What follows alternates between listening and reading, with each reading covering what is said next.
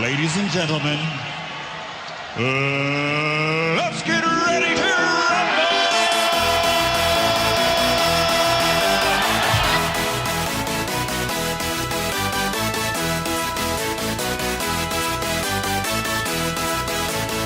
Y'all ready for this?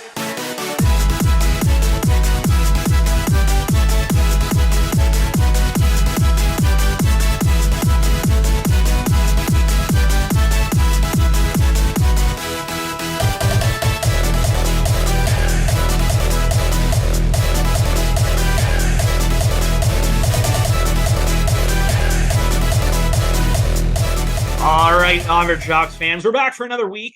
We welcome former NHLer Scott Pearson. Scott, welcome to the show. Hey, thanks, fellas. Thanks for having me. Of course. Good to be here. No problem. Is this live or what? Well, no, it's not live. We record and then it plays on Fridays.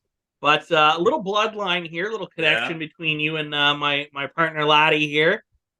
Yeah, well, you grew up, my grandparents and your parents were obviously great friends, and with your dad and my grandmother being brother and sister, like I said, my grandparents pretty much saw you go from being a small kid playing hockey to living your dream of playing the NHL. So it's pretty cool. Yeah, shout out to Nan. Yeah, shout out to Nans. Yeah.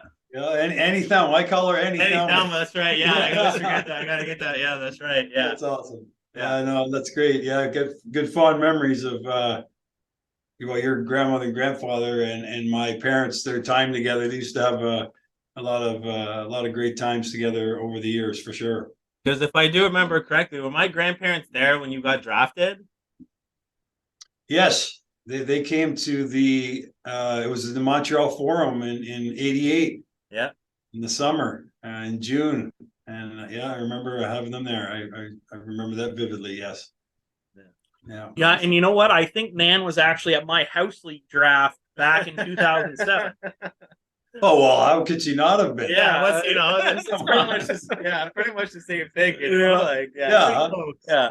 Of course. Did she make you a mug too? They gave me a mug that I still have. You know what? I did not get a mug. I got a hug. Still in the making. I got a hug. It's still in the making. Yeah, I'm going down to the retirement home right after this. Another 4 hours arts and crafts there, Nan. That's right. Get on it. Have her get on there. It's probably in the mail, or it got caught up in the mail. Yeah. Fucking Canada Post. Yeah. All right.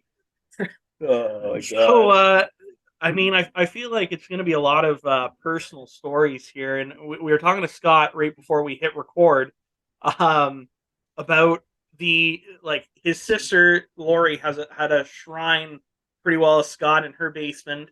And I know my grandfather was friends with your dad, Gary, and my grandfather had his hockey card room, and on every wall there was a Scott Pearson photo, and we had like the Ram built tough Oilers poster, and then you were talking, he made one for you. I'm sure it's the exact same that he has, frame with every Scott Pearson hockey card ever made.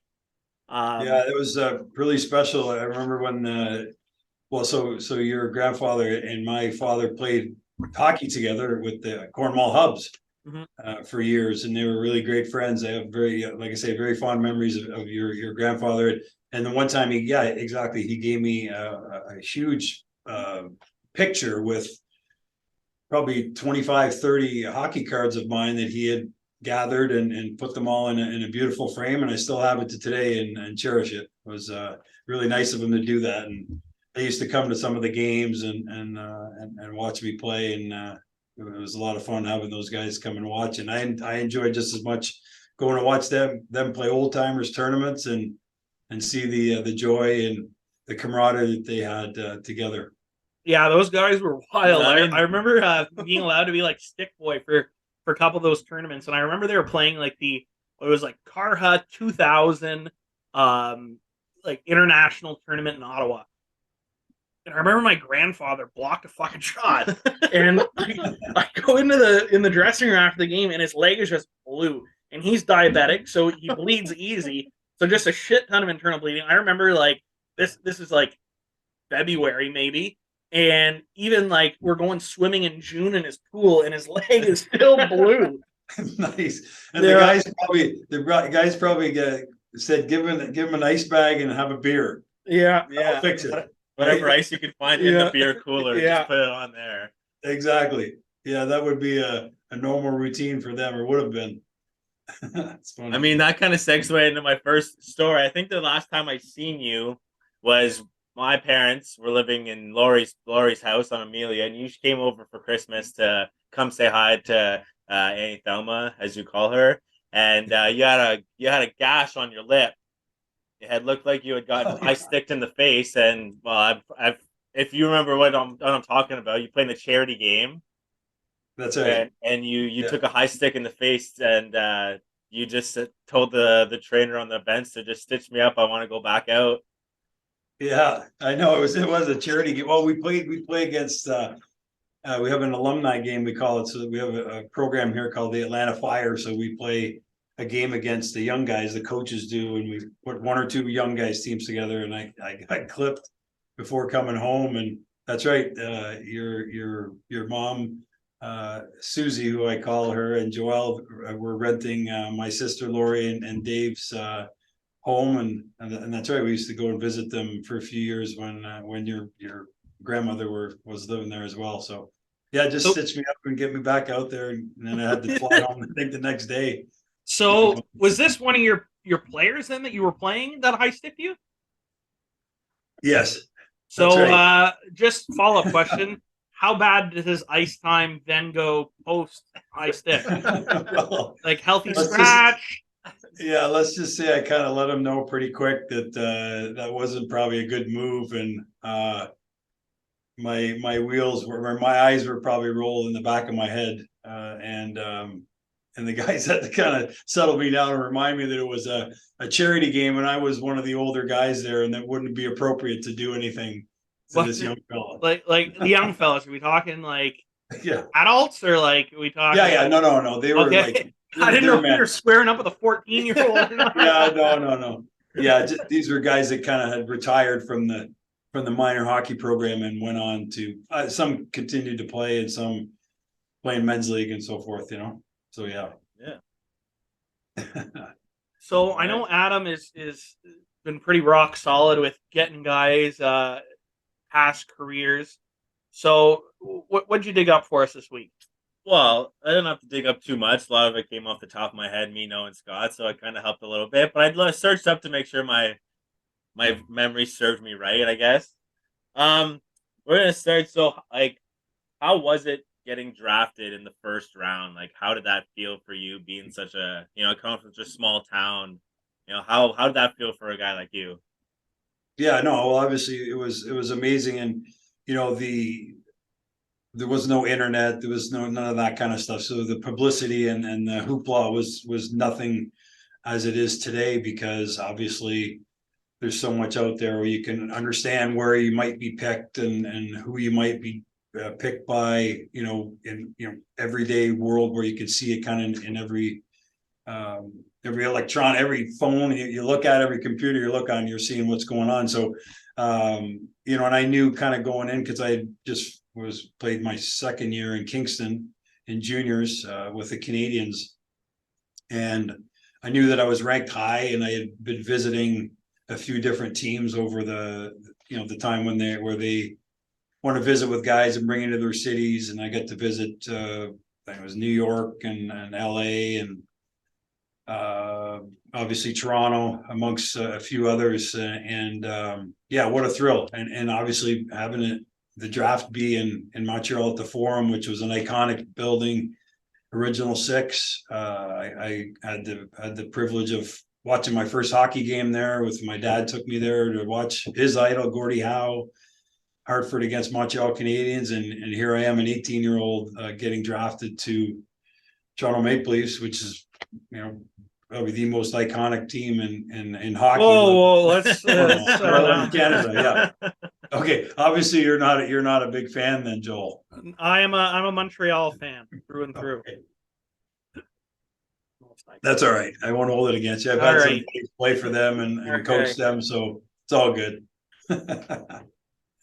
And so when you were growing up, like, did you travel like to play like higher caliber hockey, or was there that kind of caliber hockey in Cornwall for you to kind of go into that field to, like you said, to kind of move on and play? Like you said, you played juniors in Kingston. Was that like the first time you had to leave town to kind of play higher caliber, or was there hockey a little bit closer? Yeah, no, I mean, I thought we played in the Ottawa League back then, and I think obviously they still have those same kind of leagues, maybe just a little differently, the way the zones are and so forth. I think as far as today goes, because there's AAA. Back then there was only AA. That was the sort of highest level, and we played at the highest level in the Ottawa region, and always had great competition. I thought that pretty much all the teams we played growing up, when I was part of it was called the Cornwall Royals, because that was the junior team back then, and we played under with their logos on, and played some great hockey against some great teams. Had some great guys that I would have played against guys like Luke Richardson and some different guys, Mike Dajna, that some guys that didn't maybe all play NHL, but had some good careers after minor hockey. And I had some great teammates along the way. Just fond memories of my time with guys that I was fortunate to grow up with and play with. And then when I was 15, I was drafted as an underage to the Kingston Canadians at the time. No.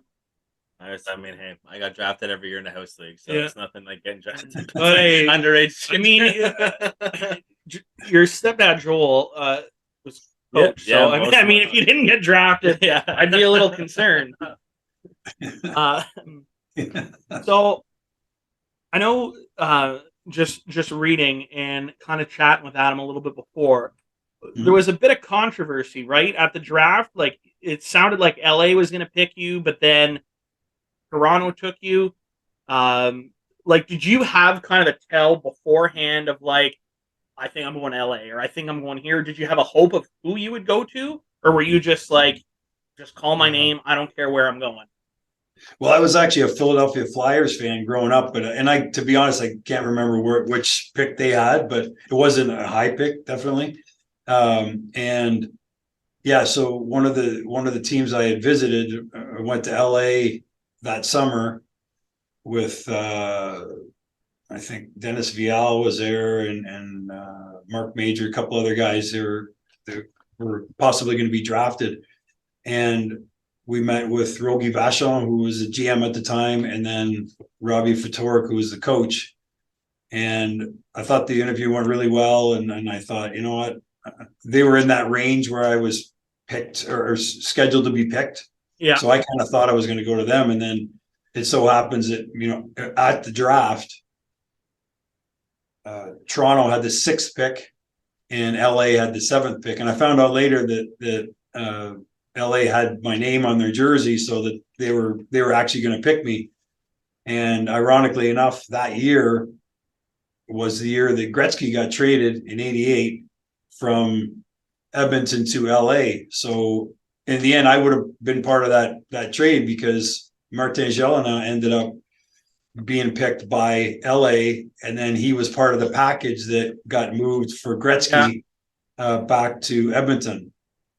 So yeah, kind of funny how things kind of evolved. And then later on, I was actually traded from Toronto to Quebec, and it was for Gélina. Yeah. So a small world, kind of how it all cycles around. So in other words, you can kind of tell people that you almost got drafted for Wayne Gretzky. Traded, actually. Yeah, that's right. Yeah, that's right. It's I was pretty close. Absolutely. Yeah, that's. Yeah. I mean, that's wild on its own. I mean, sure. I mean, I know you're in a happy relationship now, but if you ever become single, that's something to put in your dating profile. Yeah, right there you go. That's funny. Yeah, I don't think I'll be needing that. No, but beautiful wife, but I'm good. I won't need a dating app. So what else do we have? What else do you have there on the docket? All right. Well, I know you played a few years with the Chicago Wolves, from what I think that's the right team name, and then the IHL. How was that, you going there, playing, and being such a part of, like, big part of their team, winning all those games and ended up winning the championship? Like, how was that for you like to be a part of it, like I guess a championship team. Like, Sure. that's huge. Yeah, no, it was. I mean, I have great fond memories. I mean, I was my life really to hockey, and a big time for me was the 3 years that I got to spend in Chicago because we were a minor league team in the IHL. Back in the IHL, I thought that was a better league than the American League, and all the better teams and players wanted to go to that league because they have better cities and so forth. So it was later in my career. I was probably 26 or 27, and I think I re-signed with re-signed. I've gone through some groin problems and some surgeries and so forth. So I signed as a free agent with Toronto, and part of the stipulation was that I could kind of decipher where I wanted to play in the minors. So Chicago Wolves were stacking up their team at the time, and the owner had a lot of money, and he wanted to bring in as best of players as he could. So fortunately, I got well, not fortunately, but when I got sent to the minors, the team that I went to was the Wolves, and the ownership there and the coaching. John Anderson as the head coach for the 3 years I was there, and he was phenomenal. Just great memories. Probably almost got treated better probably playing for the Wolves than I did with some NHL teams, to be honest. Just the way that they were first class all the way, and the whole from the management right through the training staff and the city and the rink and everything. And then we were fortunate to win 2 Turner Cups. One was in '98, and then the next one was in 2000. A couple of years later. So we always had a very competitive team and a great bunch of guys, and just really a lot of great memories and great teammates that I was fortunate to be around and fortunate to have the opportunity to win some championships.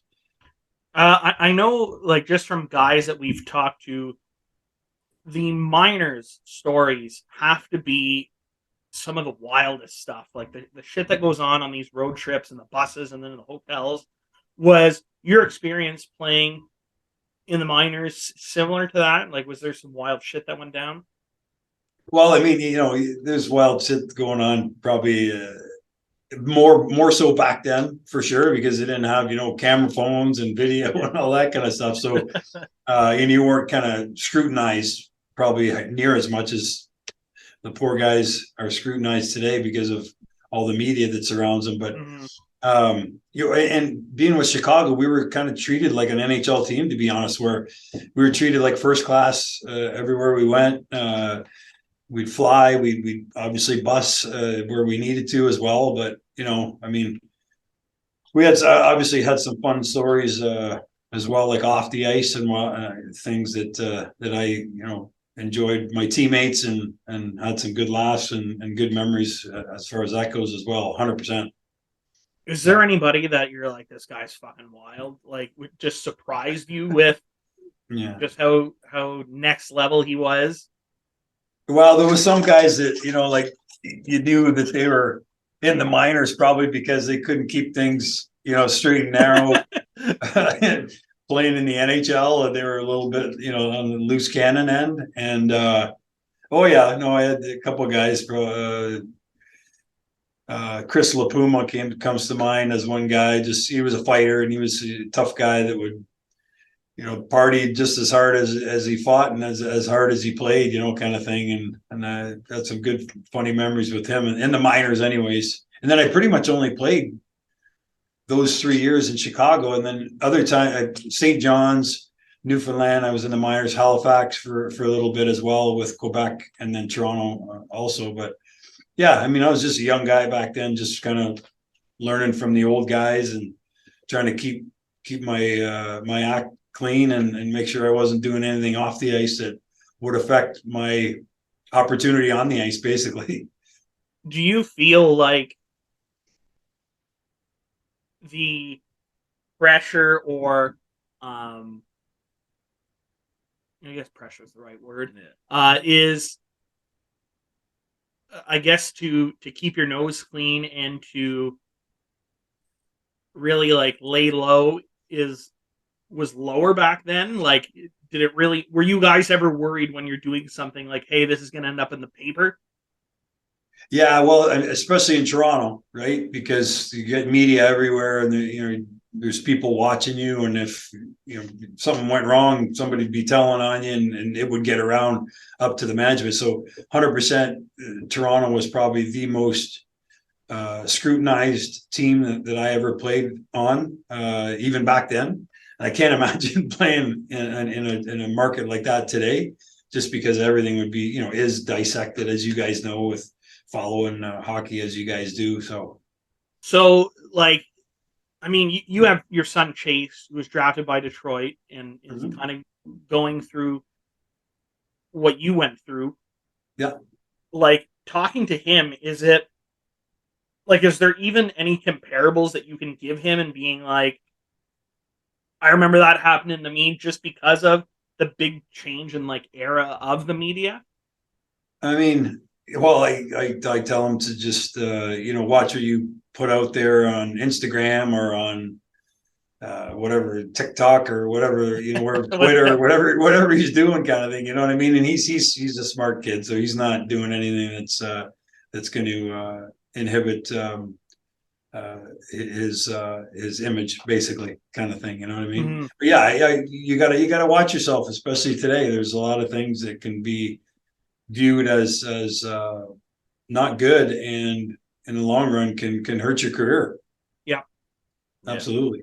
Yeah, well, he was nice enough to send me a message on my wedding day, so I appreciated that from Chase. It was nice of him to do that. Didn't have to do it, but actually, your nephew, Kenton. So Debbie's nephew.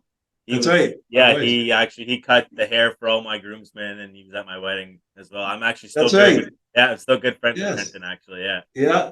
I remember him going there to do that for you guys, and Ken's a great guy. Well, he told me a story. I'm not sure. He told me one time you went into the shop and he cut your hair, and none of the guys knew who you were, and then you left, and he kind of looked at his buddies and was like, "Do you guys know like who that was?" They're like, "Nope, no idea." He's like, "Well, you guys missed the chance to talk to an NHLer, so that's on you." Oh, that's funny. Well, I'm not that big a deal, but I mean, I don't know. I can show Adam here, but like Scott's contact photo in my phone. That is an old picture. You're rocking a sweet mullet. I want to say this is Buffalo.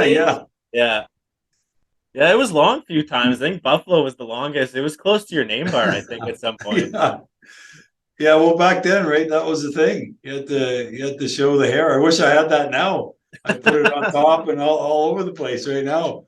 But back then, right? The more flow you had, the better it looked out there, and you kind of looked like you're going faster. I needed all the help I could get, so I figured I'll grow my hair long. That's what I was doing wrong. Yeah. My hair was too short. That's why I look so slow. Yeah, that's right. You got to grow the hair so it looks like it's flying, and you look like you're going really fast, right? Yeah. Was there any coaches that you played for that didn't like the long hair, the facial hair from any of the guys? What are you saying, like a Lou Lamoriello rule? Well, yeah, so Mike Babcock was like that too, because Mechanics had to shave his goatee after 11 years. No, that's the Lou Lamoriello. He was GM of Toronto. Yeah, he still does that, exactly.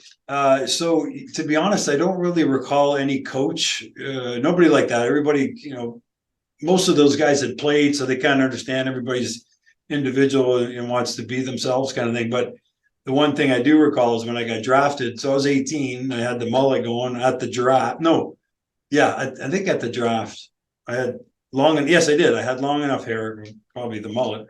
And after the draft, I went to Toronto to sign my contract before the season started, or the week before, whatever it was. So we were there, and my parents were with me, and so I had to go in. That was Harold Ballard was the owner back then, right? I don't know if you guys watched the movie, but my wife and I watched the one that just came out there on CBC. Yes, I watched a little bit of it. That guy seems like a wild card. I love it. Yeah, he certainly was. He was a crusty old bugger and quite the individual, but not totally well liked by too many people. And he was fine with me. He was nice to me. I'm not saying that. Yeah, as long as he signed your paycheck. Exactly. What he said, yeah, you better cut your hair, son, before right after this contract, or maybe before. I forget exactly what it was. No, it was before. Now that I'm talking about it, because in the picture I have with him and my parents, my hair is really short. That's what it was. My agent said to me, he goes, they mentioned about, maybe cutting your hair and whatever. And before signing. I'm like, okay, no problem, guys. Where do you know? Where Where's the where's closest the barber to closest cut my business? hair? You Yeah. know? Well, So, we're gonna put a poll up after the podcast. We're gonna push it. Scott, bring back the mullet. Yeah. Yeah, there you go. Absolutely, absolutely. I wish. Yeah. Hey, if you can tell me where to Too get old for that. get a hold of a Scott Pearson jersey, I'll gladly wear a mullet with Yeah. that for Yeah, Halloween this year. yeah, perfect. I did that one year. I was friends with a guy named Pete Smith here in Atlanta. He's a baseball player for the Braves. He's a pitcher. And we did Halloween one year. And he said, how about you go as me and I'll go as you? So I said, sure. So he wore my jersey, put a mullet on, old, helmet and stuff like that. And then I put his baseball uniform on and whatever. So we had some fun with that. It was funny. That was Yeah. that's wicked. I love that. Yeah. So, I mean, we talked about you playing in Buffalo, and I guess there's kind of a mix of past and present because it's new ownership now. But I mean, when you played in Buffalo, they had a pretty solid team. Yeah. And then for the longest time, they were an absolute dumpster fire. Sure.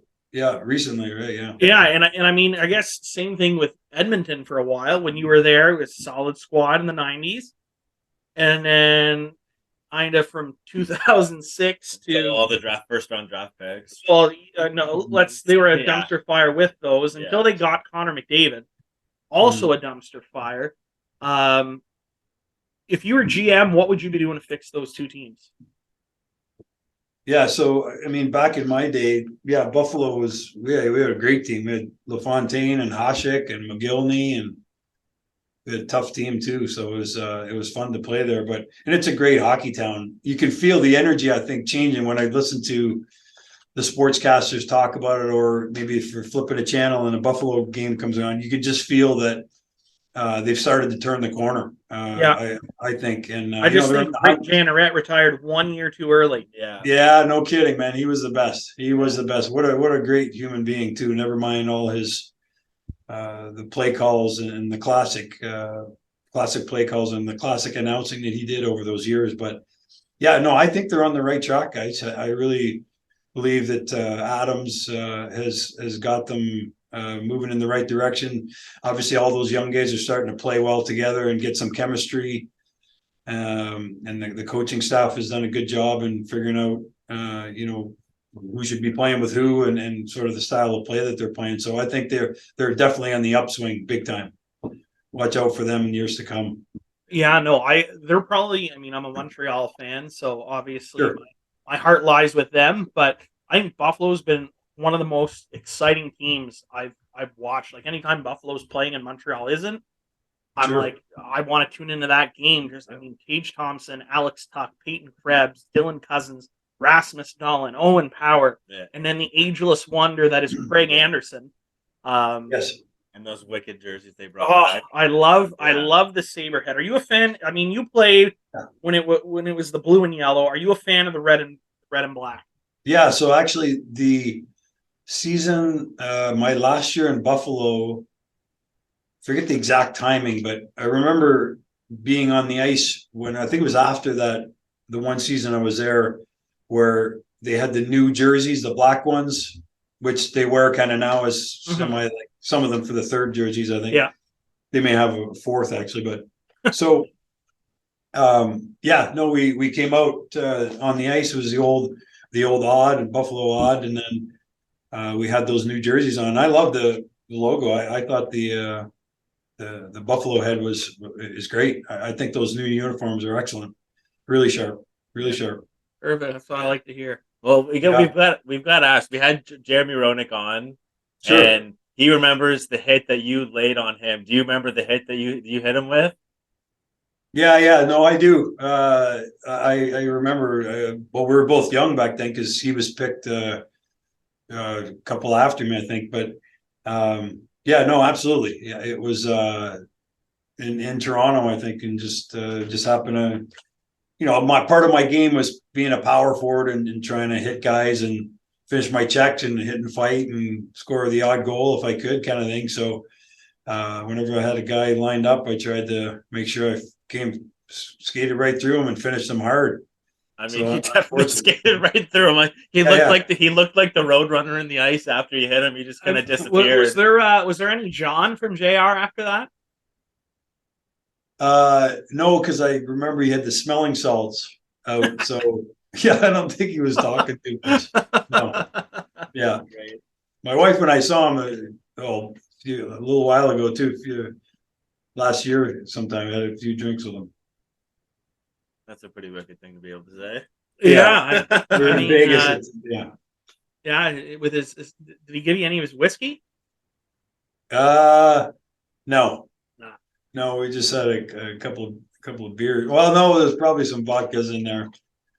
There's a place my wife brought her, said we should go, and he was hanging out there, and we were texting, and he said let's hook up. So it was fun. Keep your head up. Yeah. Yeah, right. Yeah, no, Yeah. we had some good laughs for sure.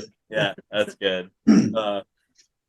When you played, you obviously played with a few big names, you know, like when you got drafted to Toronto, you know, Gilmore was there, Sundin was there and stuff like that. Who was your favorite player to play with? And also, who was your person, like the person you walk into the dressing room and see him and just be like, oh, fuck, this guy's still here? Yeah. Well, I mean, I got to play with some pretty legendary players over time.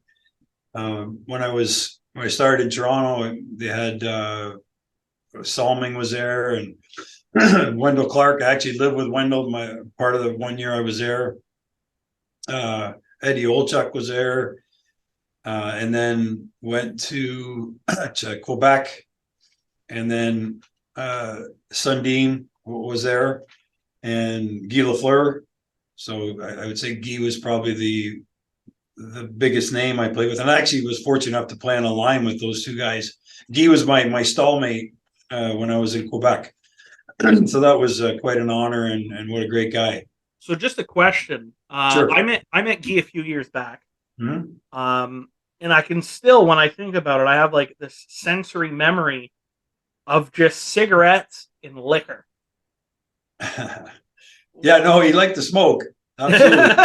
In between periods, he'd go in the back and in the back stall where the washrooms are, and he'd have a couple of butts, and he was legendary. And then we'd go on road trips, and he nice climbing. He's the first guy by the pool having a cocktail and a cigarette. And you know, back then it was different, and he was 15 years older than me probably at the time, even more probably, you know. So it was funny to watch him because he was definitely from another era, obviously, right? Yeah. And but he just treated the guys like they were family. And great leader, great example, absolutely. But yeah, no, Adam, getting back to your question, I mean, again, I got to play with some really amazing guys over the years. You go to team, and I can bang off a number of guys that I really respected and was kind of like, wow, what a treat, and even more fun now looking back to see some of these guys are Hall of Famers, some of these guys are still coaching right now, and you know, things like that. So, but the guys I didn't like, you know, and honestly, I'm a pretty easygoing guy. I liked all my teammates. Obviously, you like some more than others, but at the same time, they're your teammates, and you got to treat them that way. If you want to create a winning culture, you got to be a good teammate to them, and if they're not, then you try to bring them along where they become better teammates, so that you can make for a good atmosphere for your team to be successful. That's a leadership. That's a great answer. Yeah, answered the question, but then didn't throw anybody under the bus. I like that. No, yeah, I never would. Yeah, no. Call me after the show. yeah. Once we stop recording, we'll yeah, right. Yeah, there's just few guys. Same now. thing. They'll go off on a story, and then I'll get a text after the interview. Can you edit that segment out? Yeah, I can do that for you. Yeah, well, exactly, right, and that's. You gotta be careful what you say sometimes, or what you wish. Both. Well, not just that, and like you said, your group is still, you know, coaching or front office or working some capacity in hockey. Definitely. And I mean, I was surprised in our interview with JR that he was just like, "Fuck this guy, fuck that guy, fuck this guy." Yeah, this guy. Oh yeah, okay. Yeah. That's funny. I mean, that's JR through and through, which is oh yeah, because that's what That's what you want when you're talking, shooting the shit. Is you want your unfiltered stuff. You want the guys that are Yeah. willing to go off. But Yeah. like you said, like being part of a team is you win as a team, you lose a team. Everybody has their role to play, and That's some right. need a little more guidance than others. That's why I'm here with Adam. Yeah. Exactly. Gotta be and, his you know- brother. Yeah. Right. So, is there anything else his career wise, or do we hop into the current? Yeah, just the one thing. I know one of your last years kind of playing professional hockey. You played a year in 1 year in Europe, if I'm correct. Yes. How was that transitioning from playing? And you said like you played those years with the Wolves, because I'm pretty sure like you won the championship with the Wolves, and then I'm not sure if you played a little bit more, then went to Europe. I can't remember, but like how was that transition from Canadian, like so-called Canadian American hockey to European hockey? Because now, European hockey is just as good as Canadian. You know what I mean? Like, there's not much difference anymore. Like, what was the difference there back when you were playing? Yeah. So after my last year in Chicago, we won the cup in 2000, and then that summer, was talking to my agent and had some different options, and one of them was going to Europe. And I figured, you know what, I'm probably at that point in my career where maybe I can go over there and make a name for myself and just see kind of how it goes and what that environment's like. So basically, I got a job in Germany in a small town called Essen. We were the Essen Mosquitoes was the name of the team. So they give you a vehicle, you drive around a vehicle with the big logo. It was like a mosquito was the logo. Who the fuck ran that marketing? Yeah, you know what? Nuts. Speaks hockey. Let's try to sell hockey to German. Mosquitoes. Everybody's favorite bug, the mosquito. Yeah, no, exactly. It's had to be pre-West Nile. Yeah, right. The worst mascot you could probably ask for. But anyways, no, the environment was great. I remember going, guys. I got there late because I signed late in the summer, and you could have, I think it was like 12 imports on the team, and we had like 11 Canadians, and Esa Tikkanen was on our team actually. Okay. And then the rest Germans. So yeah, it was quite the scene. You go out there, and I remember going out for warm-ups, and this is my first experience of being there, and the crowd, it's full. The rink is full for warm-ups, and they're chanting and like you watch on TV where you see the soccer, they're doing the songs, and everybody's singing Venezuela's. So all that stuff, exactly. Yeah. And so that was going on during warm-ups. So it was pretty wild experience. And then you would, the way they introduced the players, it would kind of introduce sort of like the most established or famous players first. They didn't go by number, and then like that. It was really unique. So Esa Tikkanen was the first guy out, and then I think I was the second guy out, and then they'd kind of go down the line, anybody else who played in the NHL. And then they would go. And all the losers. All the local are still playing. Yeah.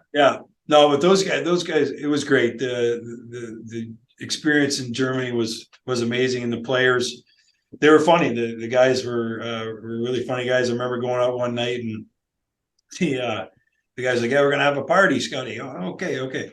So you got the beers are like liter and a half beers, like big beers, and some good old Torts. Yeah. And then they get a shot. They said, okay, we have to do a shot and a beer. Saying, okay, I'm thinking, they do a shot and have a little sip of beer or whatever. Well, no, you give everybody's doing the shots, and then you got to down the full beer. So yeah, it was like, that's the way these guys were. That's the way they wanted to party. Lives they lived, right? Yeah, it was different. So being in Europe, did like pregame have to change as well? Like I know most guys, they go after the chicken parm or the chicken Alfredo. Did you have to switch to like a pork schnitzel? Yeah, bratwurst and beer. Fuck me, Christ! Farting all the way. Yeah. They had the Oscar Mayer thing come out at come out at during intermission. T-shirt cannon. No, but it was yeah, the food was, pretty much the same as we'd have here in North America kind of thing. And you just had to learn the language of how to say it, kind of what you wanted. And yeah, after a short time, you kind of figured that, well, one of the first things you want to learn is how to order your food. So you try to figure that out. So you're ordering what you wanted and not like what you thought you wanted. You got to make sure you're getting what you think you really want. Do you remember any German? Bisschen. A little bit. Okay. All right. Little So you tell us something in German. Don't tell us what it is. And somebody in the comments tell us what he's saying. No, man. Let me tell you, I could count to 10 and say bisschen, and not much I think more. one of my ex-girlfriends used to say that bisschen. Yeah, there you go. Hopefully she didn't say that to you often, Joel. Well, we didn't date very long. Oh my god! It was probably the Let's language barrier. Language barrier, yeah. Now I can speak French, so that's much easier. But Yeah. Yeah. Sure. And what were the first French words? Was it the same as everybody else? You got the swearing out of the way, Yeah. and then you. Well, actually, I went to school down the street because my parents, we were in a down the street from Immaculée Conception and Jean. Oh wow! La Citadelle was right 5 blocks down or whatever, and you had to be Catholic to go to these schools. So they would come around and do a survey and whatever. And my parents were like, "Yeah, we're Catholic. They can go to the school right down the road," because it was easy for us, and we were going to learn French. So it was perfect for my sister and I, definitely. Yeah. Yeah. I remember, like I said, I remember that house walking by, seeing. Was that the same place? House, yeah. Okay. His parents lived downstairs, and my Nana and Papa lived upstairs. Yeah. Okay. Yeah. Right by your place. Yeah, right by my place now. Yeah. Still Are we moving on to the current stuff? Yeah. All right. Sure. So I guess we'll go in chronological order. We missed the boat a couple weeks in a row. We had it on our list of things to bring up, or I did, and I get carried away. I have verbal diarrhea, and I just kept talking.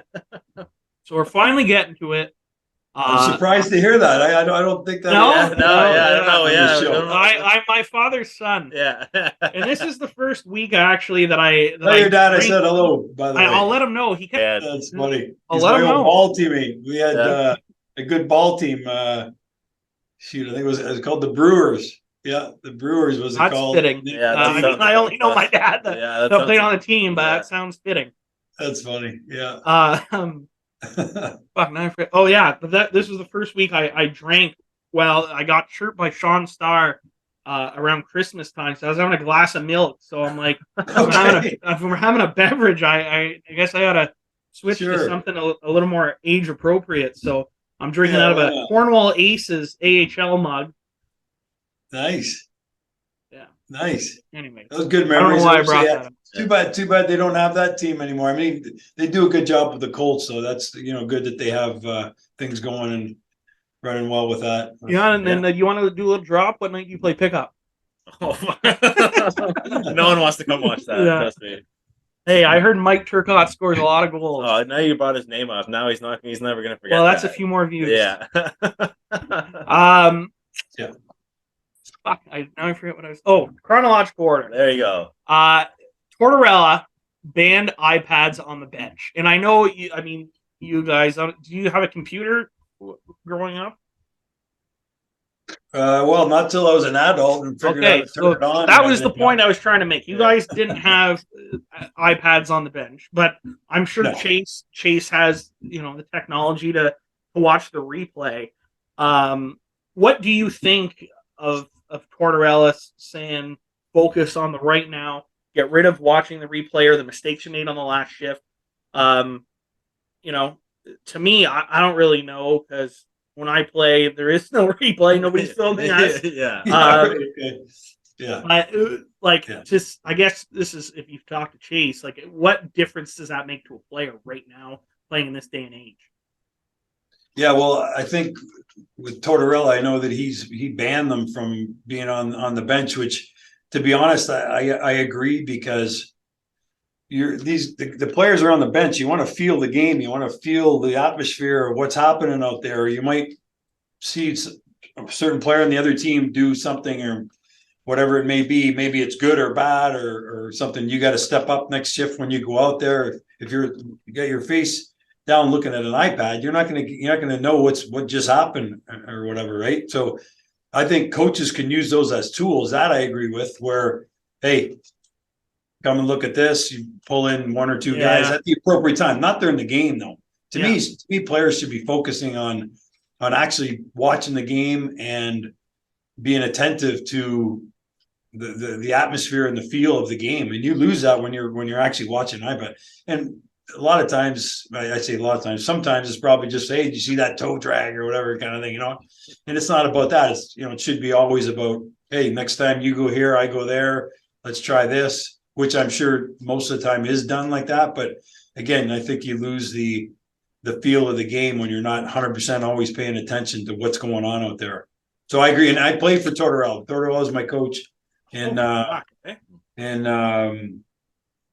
where was I? Buffalo's farm team, Rochester. Okay, yeah. Rochester. So, yeah, how Rochester. fucking wild is that guy? I mean, we haven't had anybody that's played for him. Like, was he tamer back when he was coaching? No, not really, because shortly before I got there, he almost fought our captain, and then he came back in. I was told this after, but he came back in with his dress shirt all disheveled, and he's coming back in the room trying to talk to the boys, and obviously the guys figured like something just happened, whatever, and he was having a scuffle with the captain in the video room or whatever it was. So but he was a great guy. To me, we would actually drive back. You just thought the captain, great guy. No. But he treated me well. He was very respectful, and he's wound up, man. He's passionate, and I love coaches like that. I love playing for coaches like that. We got to ride back and forth because I was in Buffalo and just sat down for a bit, and he lived in Buffalo, so we would drive back and forth to practices and sometimes games and stuff like that. So. I could not imagine one-on-one time with John Tortorella. Yeah, well, you know what?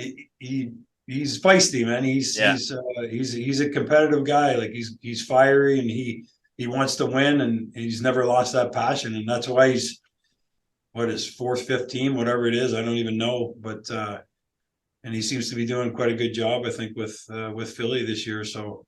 He's doing something right, even though he's being, getting jobs and losing jobs over time. But some people like his style, obviously. Maybe it runs out after a while. Obviously, some players won't respect him or be as receptive. Listen to him or be as receptive. Exactly, yeah, to his ways, of course.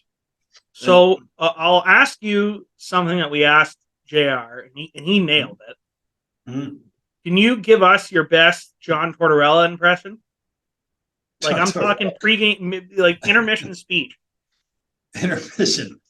I mean, geez, I'd have to really think. We were always winning then. He didn't have to come in mad. He was happy with everybody. No. I mean, I can't really recall any specific times where he's coming in, but I mean, you see him on TV. You saw, was it him that almost fought? In the tunnel. It was the tunnel. It was who was the coach at the time? It was Calgary, Vancouver. Was it Bill Peters at the time? No, I think it was the Lutzen or no, it was wasn't Sutter. No, Sutter was in LA. The French coach that had Hartley. Hartley, Bob Hartley. That's right. Yeah, it was Bob Hartley, and he was fired. He'd come in sometimes just kind of wound up, right? He'd either come in very calm and this is focused, this is what we need to do, and then other times he'd come in and he'd blow up at you and let you know that, well, sometimes like you see him on TV when he's sharp and short with the reporters, which that's great for a great soundbite.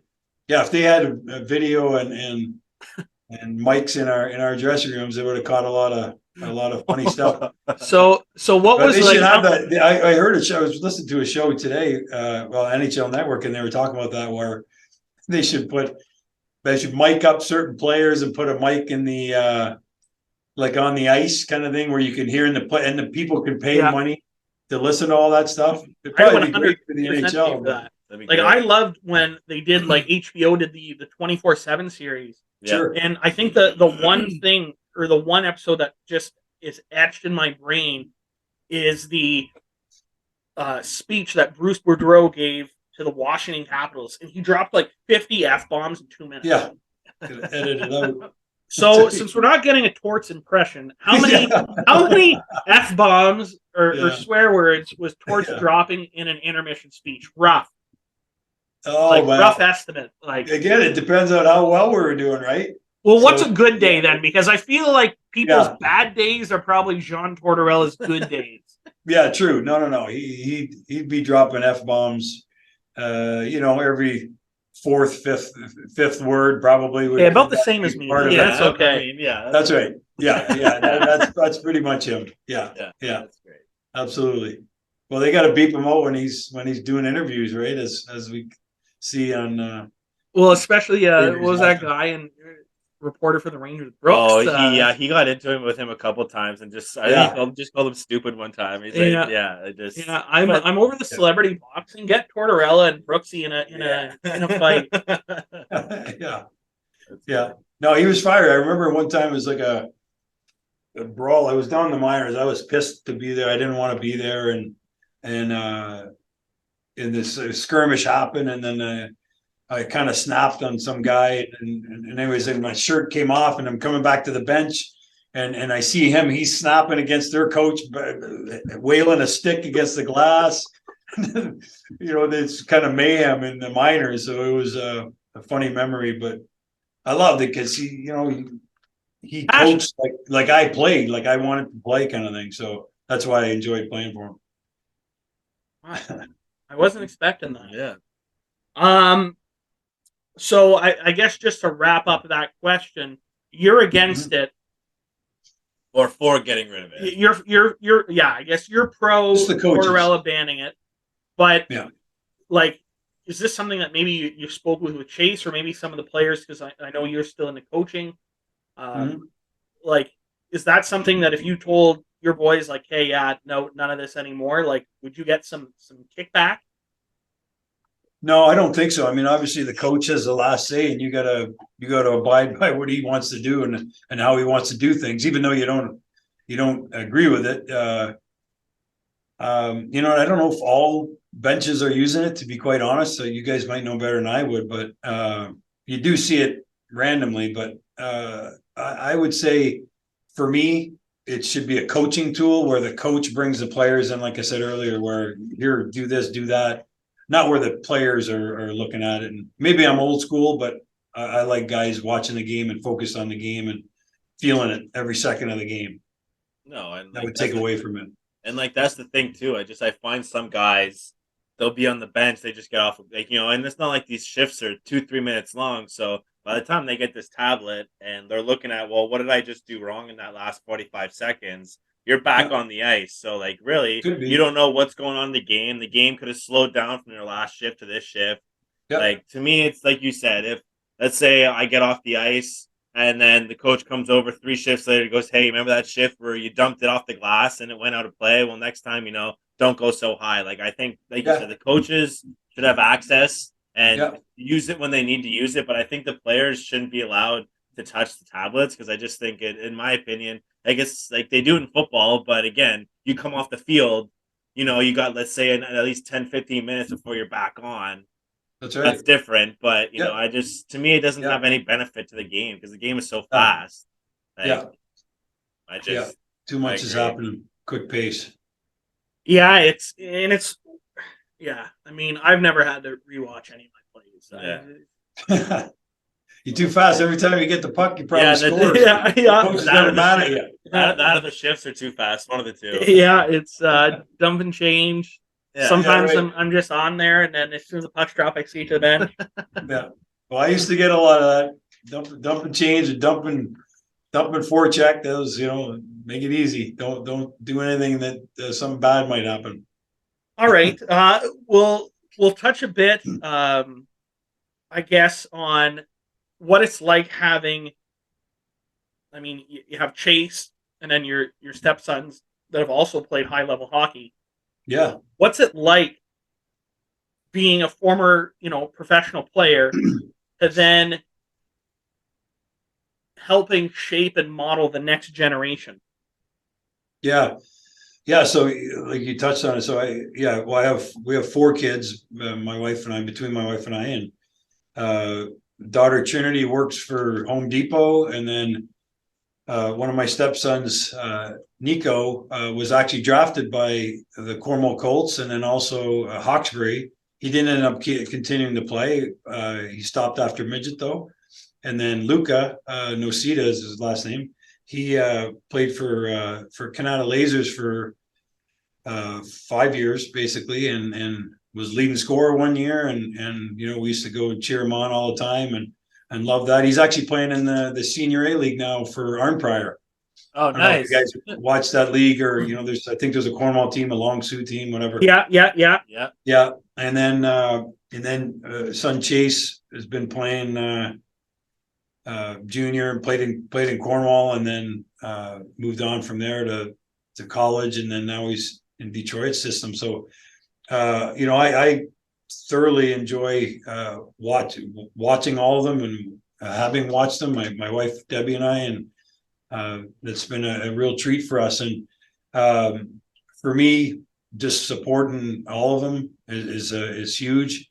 As far as continuing with my hockey endeavors and what I do here in Atlanta, is the program's called the Atlanta Fire, and love giving back. I do lessons in the morning for kids from like 8 years old to pros, 3 to 4 days a week.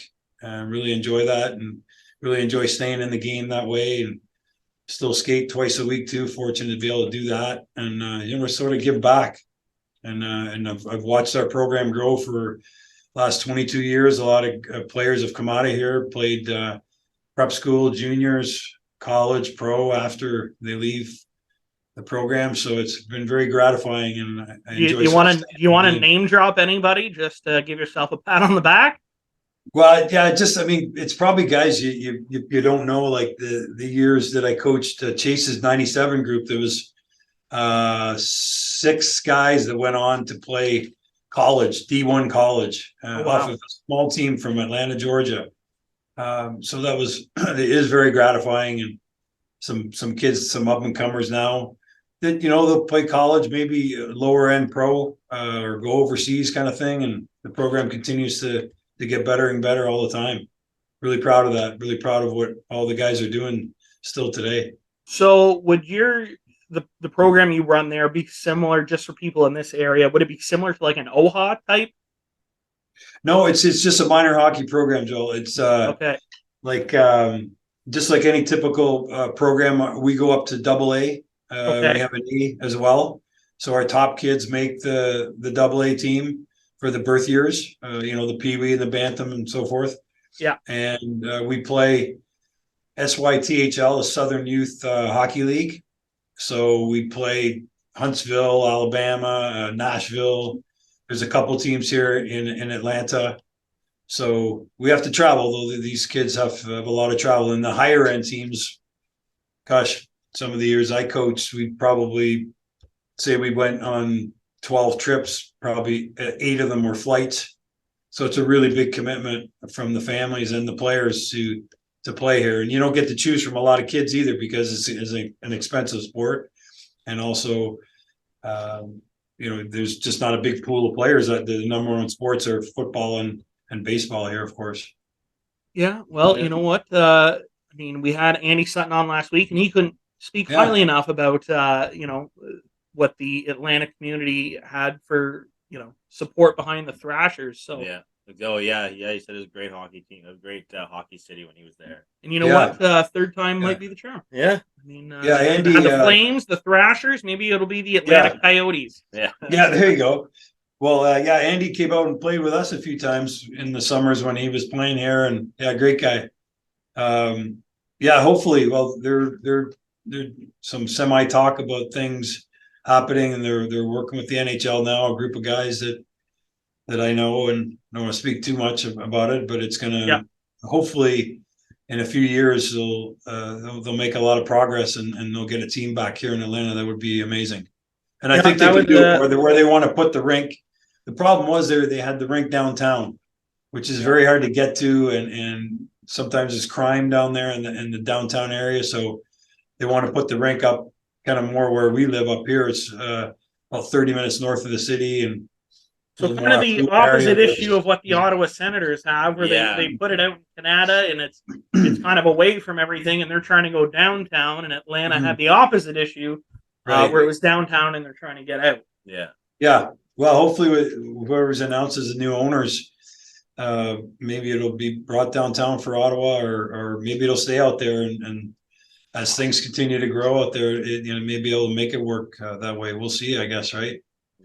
Yeah. Fingers crossed. That's another team that they got a bright future. Yeah. They got a bright future. Nice bright future for sure. But yes, it takes more than just a good team to roll, right? Hopefully, management, whoever takes over, can right kind of that ship of what the hell's going on in that front office. Yeah. I think they're on the upswing. They definitely.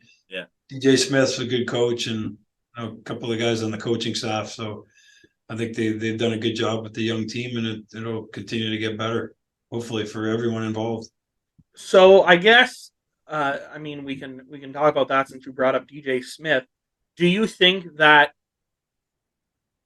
he should be, or he will be, the coach next season? The coach that'll probably be with I don't want to say final product of a rebuild, but they're out of the rebuild now. They got their numerous draft picks. They're all playing in the NHL now. They took a big swing with DeBrincat. They went and got Cam Talbot. Do you think that it's make or break kind of DJ Smith? They've had a disappointing year this year. Do you think it's kind of time to move on and bring in somebody fresh, or do you give them one more go? Yeah, well, I guess it really all depends on who's going to be involved with the ownership, and if they have any affiliation with the group that's there now, as far as management and coaching staff goes. That would be my first thought.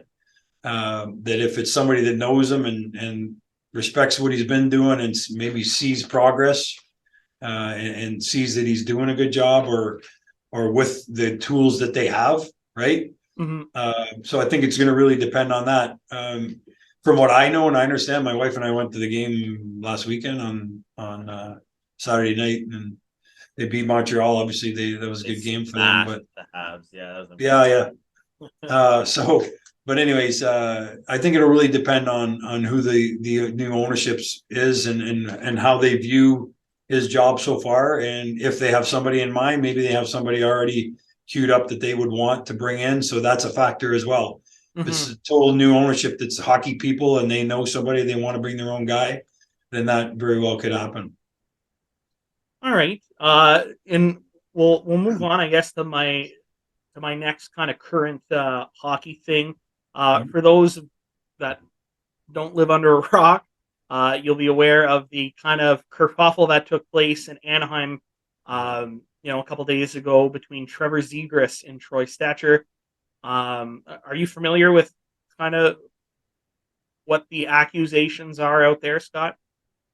Yeah, I actually saw a couple of highlights, but probably set the table and then I can comment. So, the rumors were, and I think these kind of started circulating on Twitter, and everybody has a degree in lip reading. Oh my God, So, the comments kind of came where it looks like Zegras is pointing to the sky and, made a comment about Stetcher's father, who passed away a couple years ago.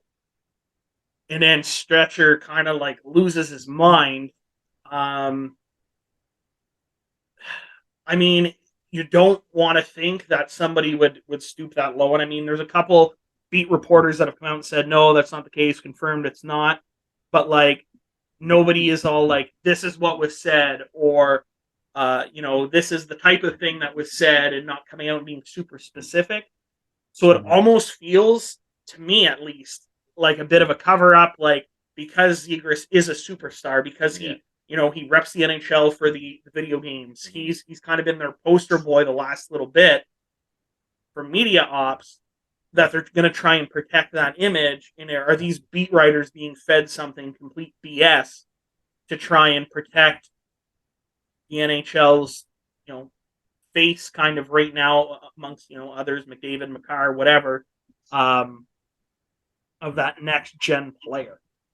Yeah, no, I mean, obviously, if as you mentioned, he's a kind of one of the up and coming faces of the NHL, so that very well could be what's happening. Where what was really said on the ice, and only the guys on the ice know, obviously, officially.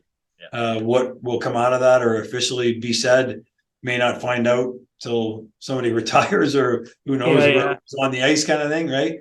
But I will say, after watching the video and kind of paying attention to it, that guys don't snap like Stetcher did by just saying, F you this and whatever, whatever they're saying, calling each other names, kind of thing that you kind of do on the ice. Or so the way that he snapped, to me, was something that was way over and above what is appropriately said. And guys understand respectfully. Yeah, you hate the guy, you say fuck you or whatever back and forth to each other. Of course, that's happening all over the ice. But the way he went over and above and went beyond what's you would normally see, to me, tells me that something out of the regular banter was said, and that's why he snapped like he did. So, I mean, something that obviously is a little different in House League's code of conduct. Yeah. Can you, and I mean, I'm not looking for specific sentences here, but what would be topics that you could tell us would be like an off limits thing to say in that unwritten NHL players code of like, you can chirp, but stay away from this, and this. Like, first and foremost would be family. Yeah. So your mama. Yeah, your mama that's this, right. None of that. Yeah, okay. Exactly. That is over the line, automatic. Okay. And that's why it leads me to think that something, again, whatever was exactly said, we don't know, but maybe it'll come out. But it was, to me, probably something in those in that kind of direction. Otherwise, it's just normal. So other than family, everything is you're ugly, whatever the hell they're going to say, right? So family is the only off limits. Yeah, or somebody, let's say somebody had a personal problem with drugs or alcohol or whatever. Those kind of things too. Like, you don't go there, right? You don't go to places like that. Yeah. If you do, that's you're.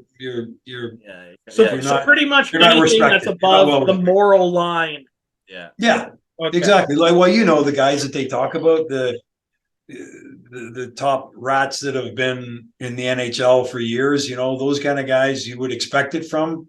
Yeah. And it's those kind of conversations those kind of guys would do those things, but on a daily basis, you're not getting that from 99% of the players, just because they respect the game too much, and you got to respect each other. Even though I'm trying to beat you up and beat your team, you got to respect. You have to respect your opponents to a certain extent, unless they're doing something to you. Then for me, that's game on. Yeah, because I know there's a guy that plays. Well, talking about the the Senior A League or whatever. Yeah. He plays for the Storm, South Stormont team. I follow him on TikTok, and he's a recovering addict. Drugs got the worst of him. He didn't play hockey for 10 years, and now he's back playing for them. And people are kind of giving him grief, like, "Oh, well, you could have been the best." And he's like, "Well, I'm trying to become, what I could have been, at least to a certain extent." And there was a game where a guy skated by him and called him a fucking junkie. Yeah. And then he looked at him, he said, "Watch this," and he went out and he scored the game-winning goal, and then skated by the bench and laughed in his face. There you go. Just stuff like that. Yeah. Especially when he's very open of what he went through when he goes to schools and young hockey teams. For someone to actually say that to me, it's just disgusting. Like, there's no need for that. No, absolutely. It's not. It shouldn't be part of the game, and then the players will police that kind of stuff. Word would get around, and they'd be letting the guy know, either his teammates would be or the opponents would be, by being physical with him or getting in his face, for sure. And they should be if they're not. 100%. Well, I mean, this is definitely one of the outside stories. I guess. I mean, it happened on the ice, but something that I'm going to be intrigued to keep my eye out to see further the next time they play. Or... Yeah. Well, I mean, Yeah. that's the other side of it. That's kind of strange is that happened in the second period. And then, they come out for the third and there's almost nothing. And to me, Yeah. was something said or like, yeah, did the refs go to like the locker room and say, listen, like, because obviously the refs are right there as well. They heard it as well. Like, listen, like, we're keeping an eye. Anybody does this, you're gone. Yeah. Well, the other thing Like- you got to look, and I don't know what the score of the game was too. If it's a tight game, It was a tight game. I think it was Yeah, 1-1, and it went to Yeah. OT. yeah. I think So there Seager you go. scored the OT winner. There's our answer, guys. yeah. That you're not going to put your team down by going out there and being individual revengeful to another player on the other team. You're going to get penalty. You're going to put your own team down. So that'll be something that, like you guys just said, the next time they play, that's when you'll really know, if somebody's gonna, go after this guy or try to take his head off, then you'll know that it wasn't just, a small thing chirping back and forth.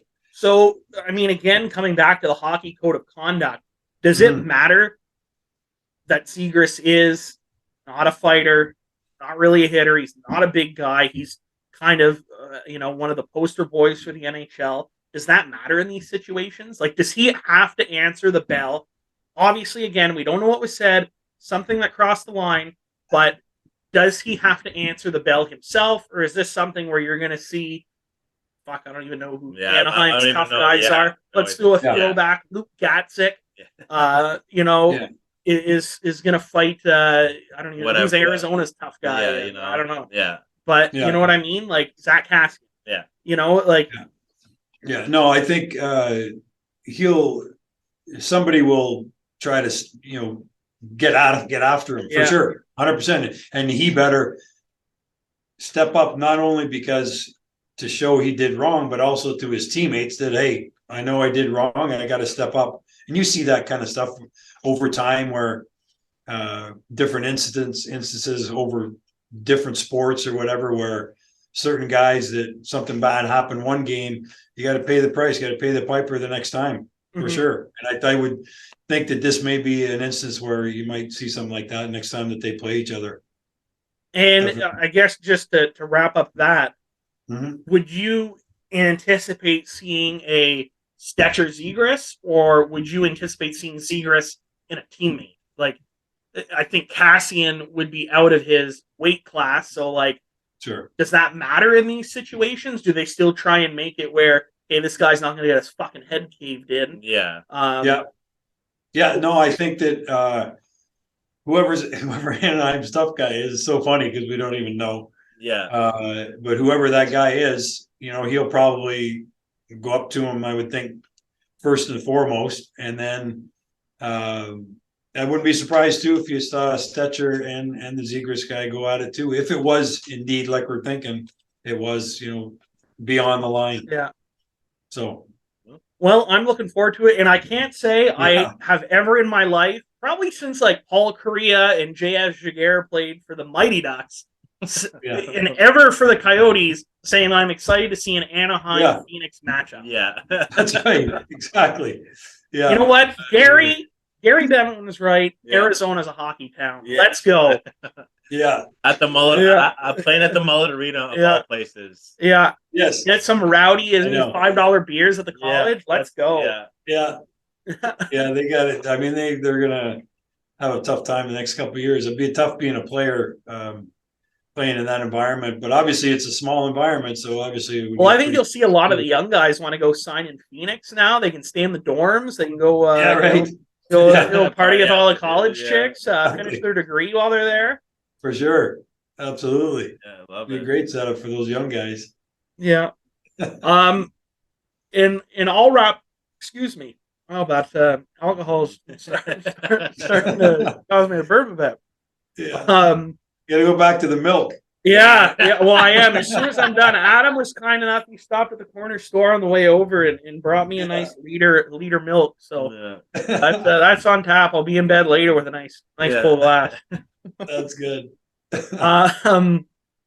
So obviously, I know when we were testing yesterday and we were talking about what topics are, I said, and if there's anything else that happens, and of course, last night the first big name drops for a trade in Bo Horvat.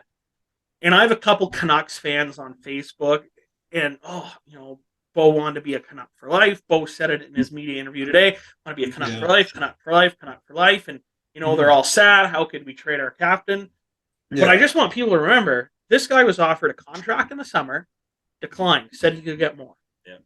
They offered him the best they could do, like mid-season between October and December. He rejected again. Yeah. You got to move on. Yeah, so obviously you knew he wanted like, to be a free agent. That's pretty obvious. Yeah. Especially the captain too. If you can't sign him, that's a tough thing. But I think it was an early trade, obviously. But Lamoriello, it seemed, wanted him and was okay giving up what he gave up for Horvat. So I think it's a great trade for probably both sides. My buddy Adam Foote just got the assistant coach's job there. Yeah, I was Vancouver, fired up about that. Loved watching Adam Foote in Colorado. Yeah. That's one of the only signed hockey cards I have. I have a Scott Pearson signed hockey card that my grandfather gave me, and I have an Adam Foote Quebec Nordique signed. I think it's like a rookie card. Nice. And I would love to get that guy on here. It is just his historic nose. Yeah. Oh, jeez. Yeah. Okay. Yeah, no, that guy would be a beauty. Yeah. He was a warrior. But, Sure. So, I mean, well, I guess we can touch that a little bit after we touch it on the Horvat. But do you think that it's a crock of shit? Like when somebody's all like, "Oh, I thought," like just in his case, I guess, Canuck for life, Canuck for life. Okay, well, they gave you the best that they could, knowing that they're up against the cap. They have other guys that need to be signed. You reject it. Like clearly, you didn't want to be there bad enough. Yeah. You would have made it work. Of course. Like, do you think somebody in their case nowadays have to save face and say that? Like, do they have to say that? Yeah, you do. You can't, unless you're really wanting to get out of there quick. You're gonna say no, I don't want to be here. Then they'll have to trade you earlier than what happened here. But 100%, he even post trade like you did today, though. Well, yeah, you got to keep the persona going, right? I mean, Right, in the end, if they would, I don't think I could do that. No, I think that's why I didn't make the show. Yeah. yeah, there you go. That's right. But yeah, I mean, he definitely, in my opinion, wanted to go somewhere else down the line, and he forced Vancouver's hand with them not being able to sign him. So they have the choice of keeping him to the end of the season and then losing him in free agency, where their team's not going to make the playoffs. Mm-hmm. They're rebuilding. So that does them no good at all. So even though he's their captain and they probably obviously offered him deals, wanted him to stay, wanted to build around him, that's not the case from his perspective. And, they had to move him. Now they got two players and then a first round pick, depending on the year they get to choose. So, yeah. So I guess the flip side of this is the Islanders aren't really a contending team. Like I think they're, as of today, and I'm not sure if they're playing tonight or not, I think 8 spots out of a wild card. Do you think, again, just because he's an expiring contract, if they can't sign him before the deadline and they're still X amount of points out, given what they've given up, do you think that they could flip him again? 100%. Yeah. No, don't be surprised if you see that again. Right before trade deadline. So they're in the mix. Islanders are in the mix for that wild card. Mm-hmm. And obviously this gives them a huge boost, of course, right? Again, a player like Horvat. So in turn, Lamoriello's got a month to see however many games, 15, I don't know, give or take, right? Yeah. How many games that'll be for the team. And then they'll know before the trade deadline, did we gain? And now are we at the top of the wild card or maybe even in? Who knows? Or have we regressed or are we, still at the bottom of the pack? Then let's try to turn him over again. Or you might see him get re-signed in the next week. If you see that, obviously he's there for the long haul. But yeah, like, do you think? I mean, as a player now, or I guess former player, in your head, like what is going through your head in this situation where normally you see teams take a swing like this whenever they're contending or they're, I don't want to say a lock for the playoffs because anything can happen. But a team that's maybe a little more sure of their direction, like, do you think that looms on him now, or it's like, normally it's, pack a couple bags this time of season. You're not relocating your family till you got another contract, but like, fuck, like, where am I going? Like, I may be here for a few weeks and then I'm gone again. And like, how does that weigh on somebody? Like, what's that thought process like? Well, I mean, he's a pro, right? It's part of your job. I've been traded a few times as well, and it's never fun leading up to the trade deadline, but it's also part of the job. It's part of the profession you chose to do. And obviously he's a captain, he's a leader, he understands what's going on. He's been doing it for whatever, 5, 6, 7 years. I think he's in the league now. So he's a veteran. He's seen this, he's seen teammates go through it, he's seen opposing players come and go to his organization. So he is well versed in the way that the trade deadline works, and he just got traded early. So, like we're saying, we'll see if they want to either re-sign him in the next week or before the deadline, or you may see him be moved again. That would not be surprising. Well, I mean, we're doing a 4-hour live show on trade deadline. So I am. Yeah, he's working. I have to work, but maybe I'll take an hour lunch and give you a call from work or something. Yeah, I get you on it too. Yeah. But hopefully, for my sake, he gets traded again. It'll give me something to talk about. Sure. Because nobody wants to listen to me talk about nothing for yeah. Except for myself. You find something. Yeah. I have such a nice voice. Yeah. But you were saying that you're friends with Adam Foote, and Adam Foote, and Sergei Gonchar going to be assistants to Rick Tocchet in Vancouver. Did you talk to him at all since being in Vancouver? Just we had to just text back and forth a couple of texts. That was all. Obviously, he's getting adjusted and moving and the whole deal. He said to me, he goes, "I've been busier than when this is the busiest I've ever been since when I was playing." Yeah. So obviously, getting to know his players, getting to know the coaching staff, and the environment that he's now in, of course, right? And it's a big process. Like, I'm not sure this is even something you guys would talk about, but from the outside looking in and everything that's covered in the way that the Bruce Boudreau situation was handled, and then the Tanner Pearson wrist injury, and it's almost like outside it looks like there's just so much mismanagement and so much like outside noise happening. Did you get that sense at all talking to Adam that that's what it's kind of going on as well in the locker room or on the ice at practice? Like, no, these guys are pros. They've been doing it for a long enough time. They've done it as players, and especially Tocchet as a coach as well. So that's outside noise. So they've got the room now. They're like, we're one that's block out the noises of what's going on around us, no matter even what the management has done or not done or how it's perceived by the Canucks fans. Obviously, it's an unfortunate thing. It sounds like it didn't go down very smooth or very well. But these new guys had nothing to do with that. So they're coming in with, this is what we're doing. This is how we're forging ahead. And this is our team now. So I wouldn't be worried about that as a coach or a player. You just set your new standard and you go with it. So the last question I have, and again about the Canucks, their first game, Adam, Tocchet, Sergei behind the bench. They start with the Bruce. There it is, and there was some jerseys thrown on the ice. Knowing Adam, 5 minutes into the game. Yeah, 5 minutes in the game. Do you think once that happens, Adam's thinking to himself, "What the fuck did I just get myself into?" No, because they knew all those guys would have known. Like I say, it's part of the game, right? Ups and downs and the twists and turns, and this will be talked about for a little bit, but then hopefully they right the ship and get things organized and get on the track that they want the team to get on. And I foresee that happening. Obviously, they got a couple new players in the trade, so there's some adjustment there, but it's all part of it. You know, obviously they didn't want that to happen. You know, that's Yeah. not something they hoped happened in their first game, of course, but it did, and you just deal with it and turn the page. Tomorrow's a new day. Let's move on. You know what? And it worked out because Tockett's middle name is Bruce, so he played it Oh, is off. that As, right? That's yeah, funny. he's all like, "How do they know my middle name?" Yeah. Yeah.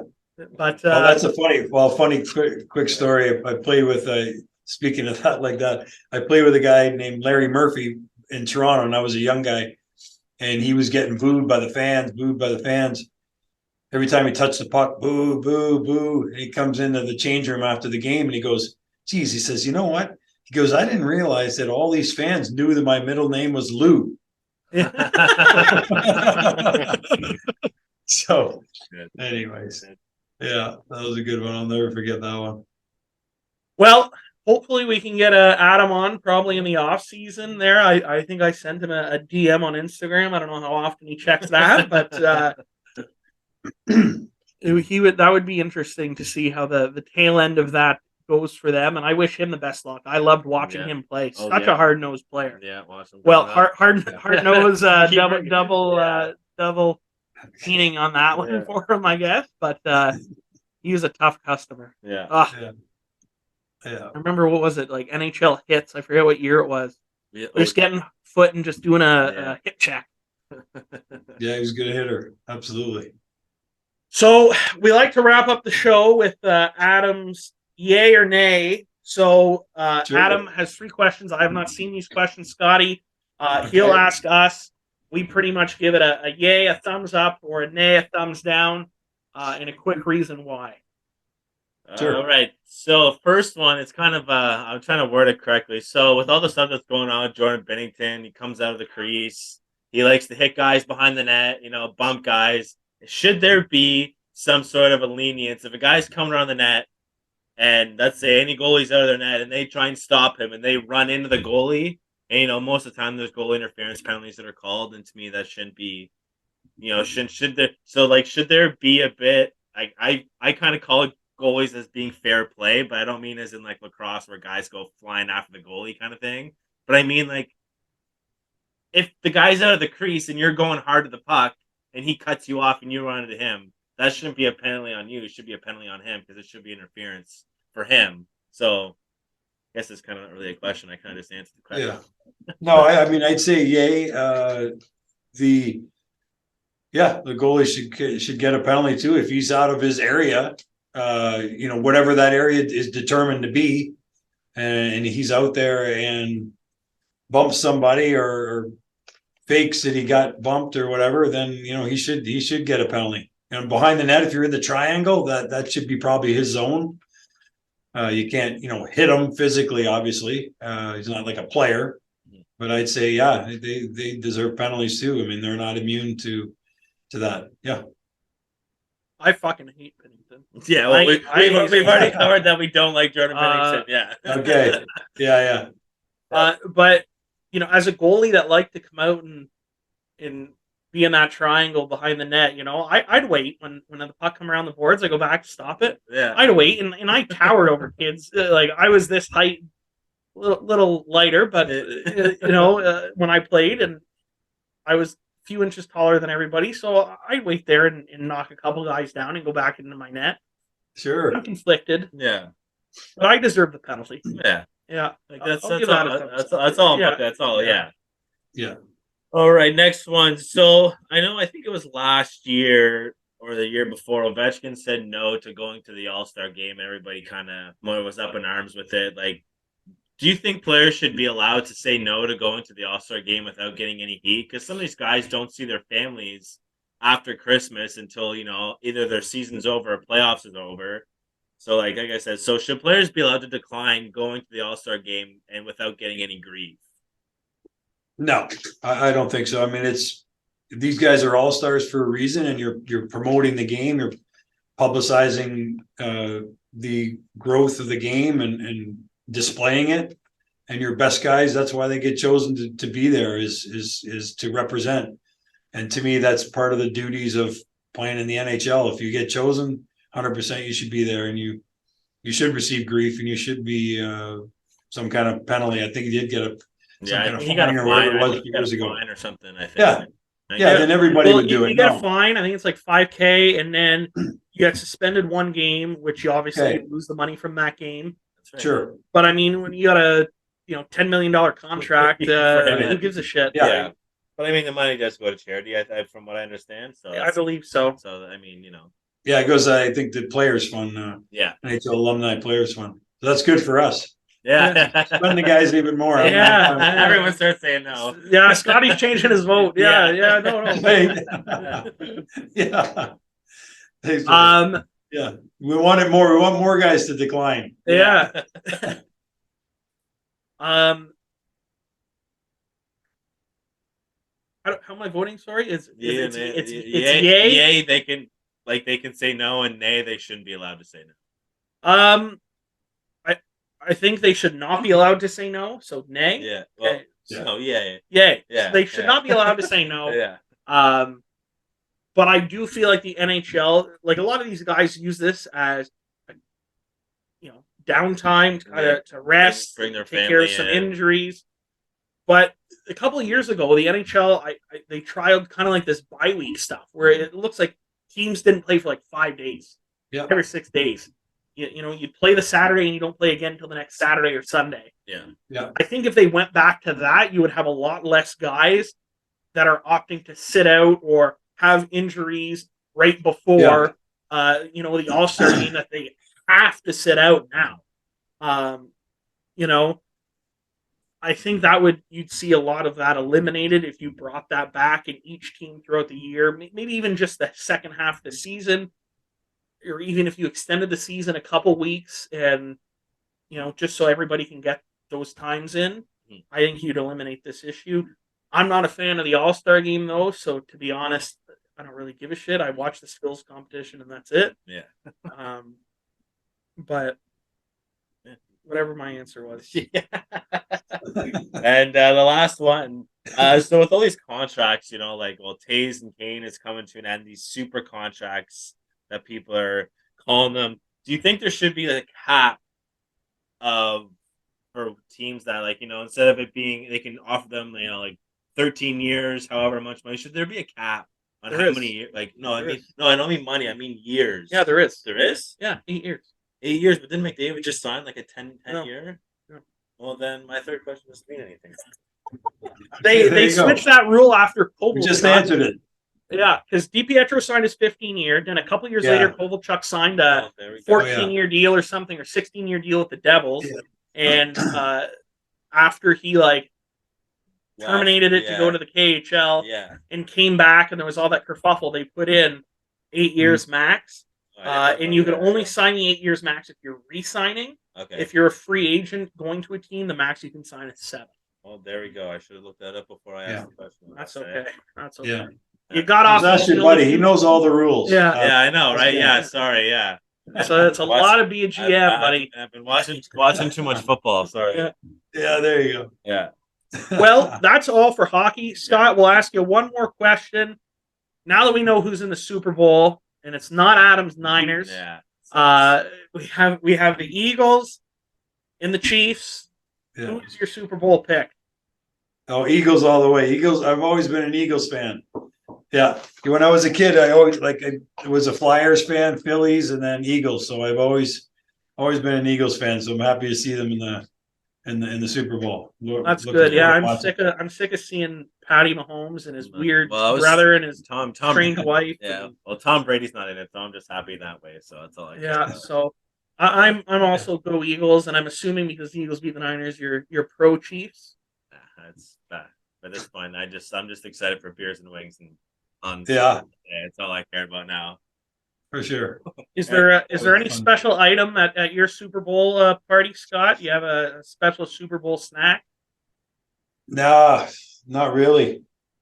My wife and I are going to be in Florida, so we're just trying to figure out where we're going to go Yeah. right now. That's what we said. We said we better book something because I don't know if we're going to get a spot to go watch it. So. Well, if you're Yeah. looking for a couple restaurants, I recommend Miller's Okay. Ale House, Golden Okay. Corral if you're all about the all you can eat. Okay, yeah.